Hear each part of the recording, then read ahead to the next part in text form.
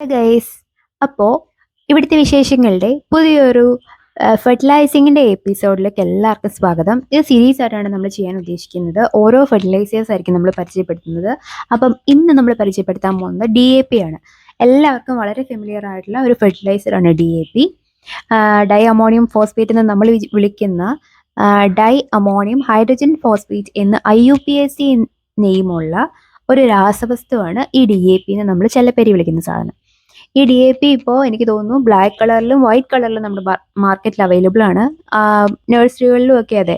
ഇതിനകത്ത് ഏതാണ് ബെനിഫിറ്റ് എന്നും ഏതല്ല ബെനിഫിറ്റ് എന്നും അതുപോലെ തന്നെ എപ്പോഴൊക്കെ ഇത് ഉപയോഗിക്കണം, ഏതൊക്കെ ചെടികളിൽ ഇത് ഉപയോഗിക്കണം, ഏത് സ്റ്റേജിൽ ഉപയോഗിക്കണം, ഇതൊക്കെ ആയിരിക്കും നമ്മൾ ഇന്ന് ചർച്ച ചെയ്യാൻ പോകുന്നത്. ഇനി ഫസ്റ്റ് നമ്മൾ ഓൾറെഡി പറഞ്ഞു എന്താണ് DAP എന്ന്. DAPക്കകത്ത് എന്തൊക്കെയാണ് അടങ്ങിയിട്ടുള്ളതെന്ന് ചോദിച്ചാൽ നൈട്രജനും ഫോസ്ഫറസും ആണ് ഈ DAPയുടെ മെയിൻ കണ്ടന്റ്. അതായത് ഇതിനെ വിളിക്കുന്നത്, ഇതിൻ്റെ കെമിക്കൽ നാമം എന്ന് പറയുന്നത് NH4 ട്വൈസ് HPO4 എന്നാണ്. അതായത് ഇതിനകത്ത് അമോണിയക്കകത്തുള്ള നൈട്രജനും ഫോസ്ഫറസിനകത്തുള്ള ഫോസ്ഫേറ്റിനകത്തുള്ള ഫോസ്ഫറസുമാണ് നമുക്ക് ഇതിനകത്ത് മെയിനായിട്ട് കിട്ടുന്നത്. ഈ നൈട്രജനും ഫോസ്ഫറസ് എന്ന് പറഞ്ഞാൽ രണ്ടും ഒരു ചെടിയുടെ സ്റ്റാർട്ടിങ് സ്റ്റേജിൽ വേണ്ടതാണ്. പ്രത്യേകിച്ചും ഫോസ്ഫറസ് വേഗം റൂട്ട് ചെയ്യാൻ വേണ്ടിയിട്ട് ഹെൽപ്പ് ചെയ്യും. നൈട്രജനും അതുപോലെ തന്നെ റൂട്ട്സിൻ്റെ ഗ്രോത്ത് എൻഹാൻസ് ചെയ്യുന്ന ഒരു ന്യൂട്രിയനാണ്. അപ്പോൾ നമുക്കിത് ഒരു ചെടി നടുമ്പം തന്നെ നമുക്ക് ഈ DAP യൂസ് ചെയ്യാൻ പറ്റും എന്നുള്ളതാണ് ഇതിനകത്ത് ഹൈലൈറ്റ്. ഇനി നമുക്ക് DAP വൈറ്റ് കളറിലും ബ്ലാക്ക് കളറിലും ഉണ്ട്. അതിലെപ്പോഴും എഫക്റ്റീവ് ബ്ലാക്ക് കളറിലെ DAP ആണ്. അപ്പോൾ നിങ്ങൾ മാർക്കറ്റിൽ നിന്ന് വാങ്ങുമ്പോൾ ഈ ബ്ലാക്ക് കളറിലെ DAP വാങ്ങാൻ ശ്രദ്ധിക്കണം.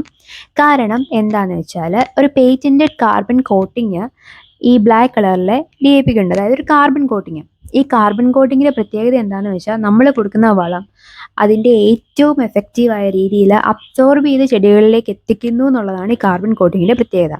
വൈറ്റ് കളറിലെ DAPക്ക് അതില്ലാത്തത് കൊണ്ട് തന്നെ അബ്സോർപ്ഷൻ റേറ്റ് കുറവായിരിക്കും. അതായത് നമ്മൾ ബ്ലാക്ക് കളറിലെ DAP ഉപയോഗിക്കുന്നതിൻ്റെ സെയിം എഫിഷ്യൻസി അല്ലെ സെയിം ഇഫക്റ്റ് നമ്മൾ സെയിം ക്വാണ്ടിറ്റി ഓഫ് വൈറ്റ് കളറിലെ DAP ഉപയോഗിച്ചാൽ കിട്ടത്തില്ല എന്നാണ് അർത്ഥം.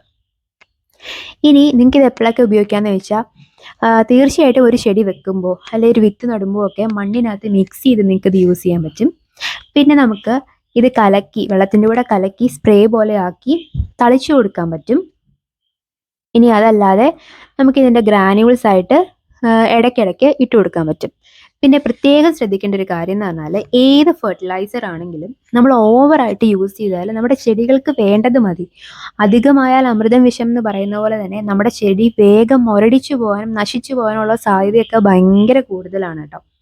അപ്പോൾ ശരിക്കും ഒരു ചെടി വെച്ച് അതിൻ്റെ സ്റ്റാർട്ടിങ് സ്റ്റേജിൽ തന്നെ മണ്ണിനോട് മിക്സ് ചെയ്തോ മണ്ണിലാക്കിയോ ഒക്കെ ഉപയോഗിക്കാൻ പറ്റും. നമ്മളുടെ ചെടി ചട്ടികളിലാണല്ലോ നമ്മൾ കൂടുതലും പ്ലാന്റ് ചെയ്യുന്നത്. അപ്പം ചെടിച്ചെടികൾ വളരെ ചെറിയൊരു ഏരിയ ആണ്. അതുകൊണ്ട് തന്നെ 3-4 ഗ്രാനുവൽസ് ഇട്ട് കൊടുത്താൽ തന്നെ ധാരാളമാണ്. ഒരു 2 ആഴ്ച ഗ്യാപ്പിലൊക്കെ നമുക്ക് ഈ DAP റീ അപ്ലൈ ചെയ്ത് കൊടുക്കാം. ഇതിനകത്ത് നൈട്രജനും ഫോസ്ഫറസും ഉണ്ട്. പ്രൈമറി ന്യൂട്രിയൻ്റ് ആയ പൊട്ടാസ്യം മാത്രമാണ് ഇല്ലാത്തത്. അപ്പം സ്റ്റാർട്ടേഴ്സിന് ഫെർട്ടിലൈസർ യൂസ് ചെയ്യുമ്പം ഏറ്റവും ബെസ്റ്റ് ചോയ്സ്